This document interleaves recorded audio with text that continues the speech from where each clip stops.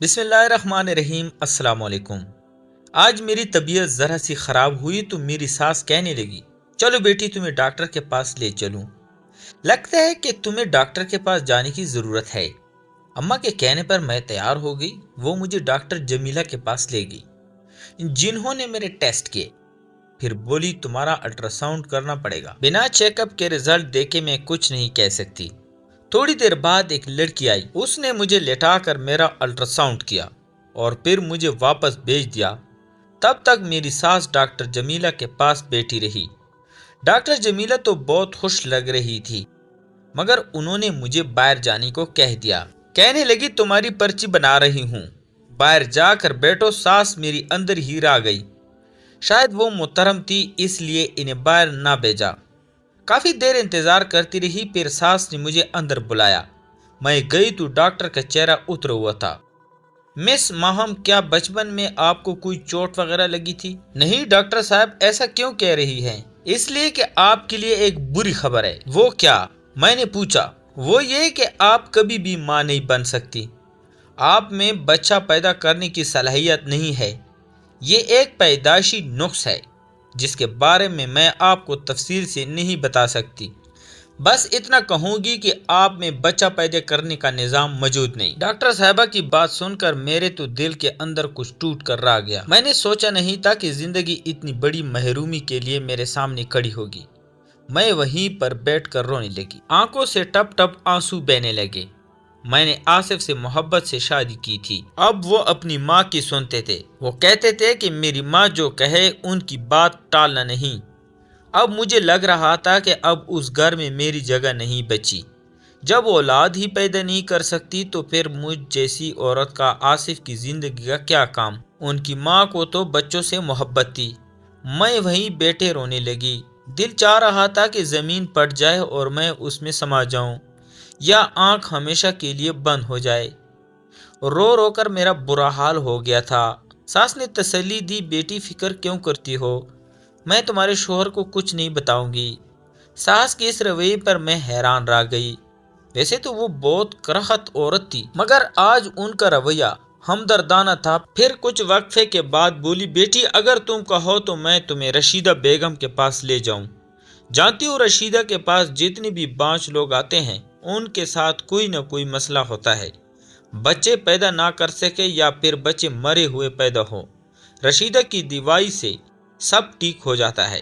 وہ صرف 7 گولیاں دیتی ہے بیٹی، اور اس کے بعد مانو تمہارے گھر میں خوشخبری پکی۔ یہ ڈاکٹر لوگ تو جھوٹ بولتے ہیں، ان کو تو بس اپنا پیسہ کمانا ہے۔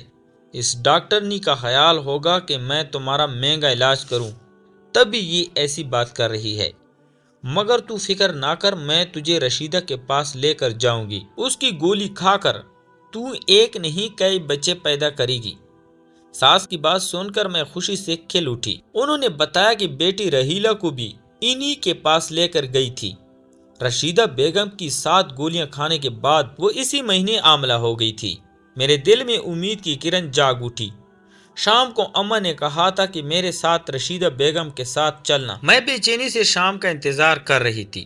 شام ہوئی تو ساس نے مجھے چادر اوڑھنے کو کہا۔ ہم لوگ دونوں رشیدہ بیگم کے آستانہ نما مکان پر پہنچے۔ رشیدہ بیگم کے پاس واقعی کئی عورتیں بیٹھی تھیں۔ ان عورتوں میں سے 4-5 کے ساتھ میں نے بات کی تو پتہ چلا کہ وہ بھی رشیدہ بیگم کی 7 گولیوں سے ٹھیک ہوئی ہیں، اور یہ کہ ان کے بچے بھی پیدا ہوئے۔ یہ سن کر میری تو ساری فکر جاتی رہی کہ جب اتنی عورتوں کا علاج ہو چکا ہے، میری تو شادی کو ابھی 2 مہینے ہی ہوئے ہیں۔ بہرحال رشیدہ بیگم کے پاس گئی تو انہوں نے شفقت سے مجھے دم درود کیا اور پھر 7 گولیاں مجھے دے کر بولی، بیٹی یہ گولیاں پابندی سے کھا لینا، ان میں سے ایک بھی چھوڑنے نہ پائے، اور ہاں ساتھ میں جو دعائیں بتا رہی ہوں وہ لازمی پڑھنا۔ انہوں نے گولیاں مجھے تماتے ہوئے کہا، مگر میرے ہاتھ سے گولیوں والا شاپر میری سانس نے لے لیا۔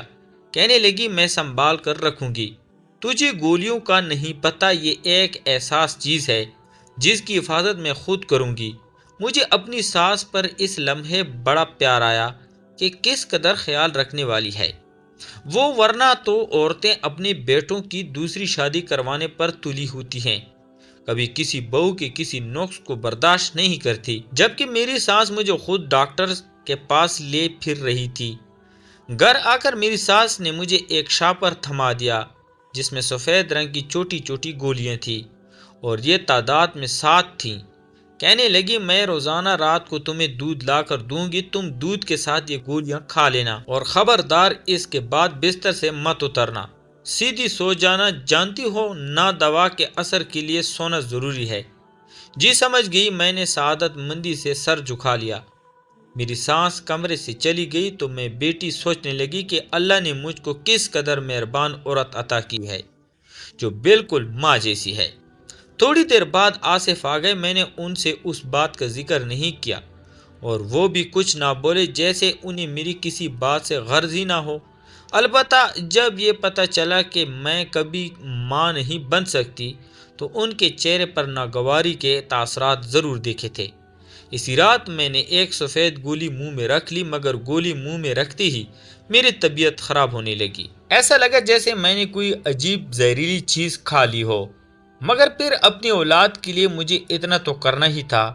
میں نے بڑی مشکل سے یہ گولی اپنے حلق سے اتاری، اب بس انتظار کر رہی تھی کہ کب یہ مرحلہ گزرے گا اور کب میں اپنے شوہر کو خوشخبری سناؤں۔ یوں ہی 2-3 دن خیریت سے گزر گئے، مگر میں ایک بات سے سخت پریشان تھی۔ میں جب بھی صبح اٹھتی میری قمیض پر کالے رنگ کے داغ لگے ہوتے۔ ان داغوں کا نشان بھی سمجھ میں نہ آتا کہ یہ کیسے لگا ہے۔ اس کے علاوہ میرا سر بھاری ہوتا اور پورے جسم میں درد ہوتا۔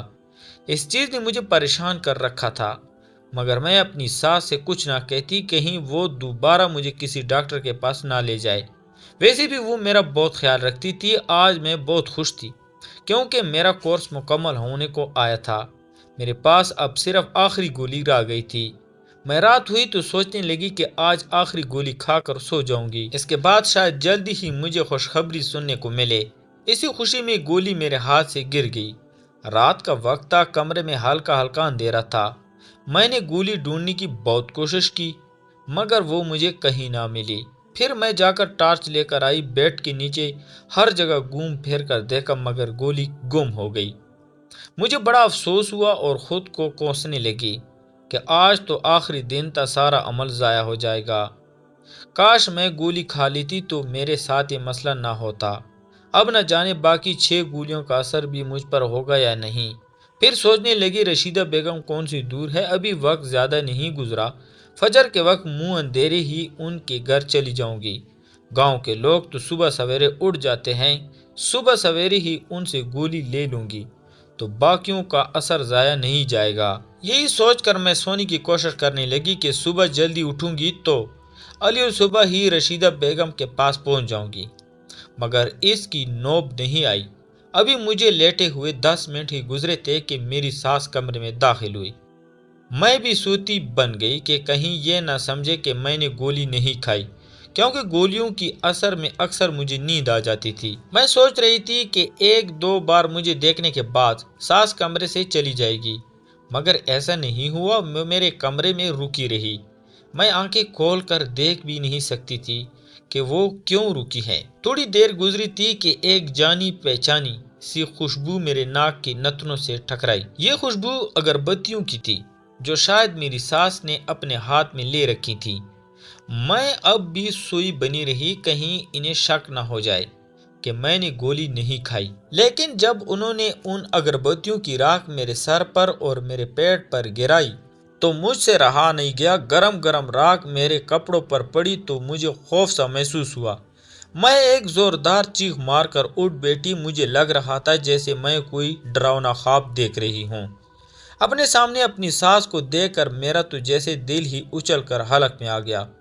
انہوں نے کالے رنگ کا لباس پہن رکھا تھا اور ماتھے پر لال رنگ کا ٹکا تھا، جسے دیکھتے ہی میری روح فنا ہو گئی۔ لگتا تھا کہ وہ کوئی ہندو جادوگرنی ہے جو اپنے عمل میں مصروف ہے۔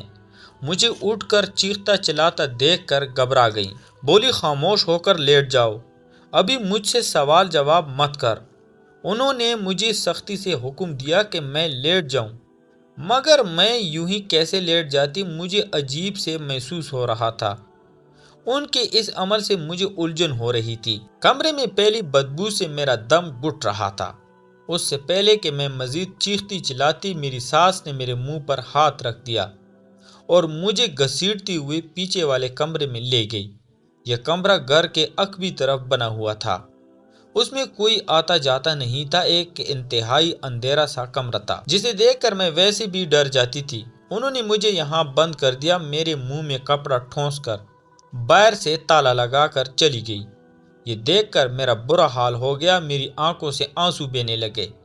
سوچنے لگی مجھے یہاں کیوں بند کر دیا۔ روتی چیختی چلاتی رہی مگر کسی نے میری آواز نہ سنی۔ میں تو جانتی تھی یہاں میری آواز سننے والا کوئی نہیں، کیونکہ یہ کمرہ گھر کی پچھلی جانب واقع تھا۔ میں اپنے شوہر آصف کو کوسنے لگی، اس نے میرا خیال نہیں کیا، مجھے پوچھنے تک نہیں آیا۔ میں اس کا انتظار دن بھر کرتی رہی مگر اس نے مجھے پلٹ کر نہیں دیکھا۔ لگ رہا تھا جیسے اس عمل میں وہ بھی اپنی ماں کے ساتھ شامل ہے اور یہ کہ اسے میری کوئی پرواہ نہیں۔ اسی انتظار میں تھی کہ تقریباً شام کے 4 بجے آصف نے اپنی شکل دکھائی، کہنے لگا تم یہاں پر ہو میں جانتا ہوں مگر تمہیں صبر سے کام لینا ہوگا۔ اس کے پیچھے چھپی حکمت تم نہیں سمجھ سکتی۔ میں اسے دیکھتی یہ پھٹ پڑی، یہ کون سی حکمت ہے؟ تم پاگل تو نہیں ہو گئے؟ تمہاری ماں نے عجیب و غریب عمل کرنے کے بعد مجھے یہاں بند کر دیا، جبکہ تم جانتے ہو میں تمہارے بچے کی ماں بننے والی تھی۔ میں جانتا ہوں، تمہاری ڈاکٹری رپورٹ دیکھ چکا ہوں۔ تمہاری ماں بننے کا اسی دن پتہ چل گیا تھا جب تم ڈاکٹر جمیلہ کے پاس گئی تھی۔ اچھا واقعی؟ تو پھر تو نے مجھے بتایا کیوں نہیں؟ تمہاری ماں نے مجھ سے یہ بات کیوں چھپائی اور مجھے بانجھ پن کی گولیاں کیوں دی؟ بتاتا ہوں، سب بتاتا ہوں۔ آصف نے ہاتھ اشارے سے مجھے بیٹھنے کو کہا۔ مجبوراً میں بیٹھ گئی، اس کے سوا اور کوئی چارہ نہیں تھا کہ میں ان کی بات سن لوں، مگر میرے دل پر خوف سوار تھا۔ میں ان کے پاؤں پڑ گئی، خدا کے لیے آصف مجھے یہاں سے نکالو، اس کے بعد تم جو مرضی کر لینا، یہاں میرا دم گھٹ رہا ہے۔ گھبراؤ نہیں، میں تمہارے ساتھ ہوں، آصف نے مجھے تسلی دی۔ اچھا سنو، آصف نے مجھے رازدارانہ انداز میں کہا، میری اماں کو تو تم جانتی ہو، وہ کتنی مذہبی خاتون ہے، عورتیں ان سے دم کروانے آتی ہیں اور وہ سبھی کا مفت علاج کرتی ہیں۔ شاید تم اس بات کو نہیں جانتی کیونکہ اماں نے آج کل یہ سرگرمیاں ذرا کم کی ہوئی ہیں، مگر میں اماں کو اچھی طرح جانتی ہوں، وہ لوگوں کی مدد کرتی ہیں، خاص کر بانجھ عورتوں کی۔ وہ چاہتی ہیں کہ کوئی عورت ان کے در سے خالی نہ جائے، جیسے رشیدہ بیگم ہے، نہ ویسے ہی بننا چاہتی ہے، اور اس کے لیے ان کو ایک عمل کرنے کی ضرورت ہے۔ انہوں نے جب میری شادی تم سے کروائی تھی تو مجھ سے وعدہ لیا تھا کہ میں اپنی مرضی سے شادی تو کر رہا ہوں مگر شادی کے بعد انہیں تم پر اس عمل کی اجازت دوں۔ بس اسی وجہ سے میں ان سے بات نہیں کر سکتا، کیونکہ انہوں نے میری بات مانی تھی۔ تمہیں مجھ سے بیاہ کر میری دلی آرزو پوری کی، مگر اب مجھے بھی تو ان کی ماننا ہے نہ۔ وہ اگر یہ عمل کر رہی ہے تو انہیں کرنے دو، اس سے شاید تمہارے بچے کو بھی کوئی نقصان پہنچے، مگر میں جانتا ہوں کہ اماں کی نیت بری نہیں ہے، وہ باقی عورتوں کی مدد کرنا چاہتی ہیں۔ اپنے شوہر کی رام کہانی سن کر میں چلا اٹھی، تم پاگل تو نہیں ہو گئے ہو؟ آصف مرد بنو، تمہاری عقل کو کیا ہو گیا ہے؟ کیا اللہ کی کتاب کو ان فرسودہ عوامل کی ضرورت ہے؟ ہرگز نہیں، تمہاری ماں سراسر جاہلیت میں پڑی ہے، ان کو یہ تک نہیں پتا کہ ایک عورت کے ساتھ جھوٹ بول کر انہوں نے کتنا بڑا گناہ کیا ہے۔ ارے وہ کیا لوگوں کی مدد کرے گی، وہ تو اپنی ہی بیٹی کی نسل ختم کرنے پر تلی ہے۔ اگر میں بانجھ نہیں تھی تو مجھے وہ خطرناک گولیاں کھلانے کی کیا ضرورت تھی؟ اور تم کیسے باپ ہو، تمہیں اپنی اولاد کی بھی فکر نہیں؟ کیا یہ بچہ چلا جائے تو تمہیں کوئی دکھ نہیں ہوگا؟ نہیں، آصف نے اطمینان سے کہا، مجھے دکھ نہیں ہوگا، اللہ نے ایک دیا تو اللہ اور بھی دے گا، تم صبر کرو، ویسے بھی تمہارا تو ابھی پہلا مہینہ ہے، کون سا یہ بچہ اس دنیا میں آ گیا ہے؟ آصف میں کوئی بات نہیں جانتی، بچہ دنیا میں نہیں آیا تو اس کا یہ مطلب نہیں کہ تم اسے اپنے ہاتھوں سے قتل کرو۔ کم از کم تمہیں یہ بات سمجھنی چاہیے کہ تمہاری ماں جو کر رہی ہے وہ سراسر غلط ہے۔ میں اپنے بچے کو کسی کو ہاتھ بھی نہیں لگانے دوں گی۔ تم نے جو کرنا ہے کر لو، تمہاری ماں کے ہاتھوں قربانی کا بکرا نہیں بنوں گی۔ میں نے غصے سے کہا۔ آصف نے مجھے وہیں بند کیا اور وہ بھی چلا گیا۔ بے وفا کی اس حرکت پر میں تو حیران رہ گئی۔ سوچا نہیں تھا کہ وہ اس قدر سنگ دل ہوگا۔ 2-3 گھنٹے بعد دوبارہ آیا تو پھر مجھے وہی بات سمجھانے لگا۔ بولا اماں کو عمل کرنے دو، وہ سب لوگوں کی بھلائی کے لیے کر رہی ہے۔